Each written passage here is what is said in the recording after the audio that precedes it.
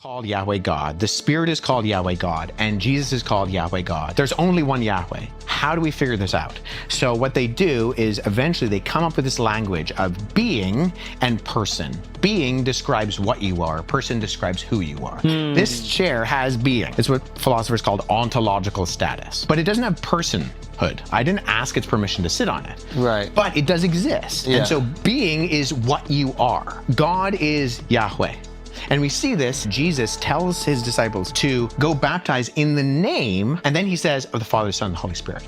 So he says the singular name, but then he describes three persons. And so this is the question the early church is wrestling through when they say, okay, Jesus is given the honors, the attributes, the names, the deeds, and the seat of God. It's an acronym, HANDS. The Spirit is given the honors, the attributes, the names, the deeds, and the seat of God. And the Father is given the honors, the attributes, the names, the deeds, and the seat of God. There's only one God. How do we understand this? Now, the ancient Jews actually already had a concept of this in that they weren't Unitarian fully. God can rule and reign in heaven, and yet the Ark of the Covenant could still have God's presence. Before Sodom and Gomorrah, Abraham is met by three individuals, two that are identified as angels and one that is identified as Yahweh God. The angels go off to Sodom and Gomorrah. Abraham dialogues with Yahweh. Eventually, Abraham leaves, and then in chapter 19, in Genesis 19, says that Yahweh on earth rains fire and brimstone from Yahweh in heaven. Now, you only have one Yahweh, so what's going on there? Well, we would say, within like a Christian framework, this is the pre-incarnate Christ. He is not enfleshed in who Jesus is, but this is the complex unity. And the Jews understand this, and even early on in rabbinical Judaism, there's also this idea of the Shevrot, which are like the presence and spirit of God all throughout the earth. So in that sense, ancient Judaism, sometimes it's called the two powers in heaven. I don't love that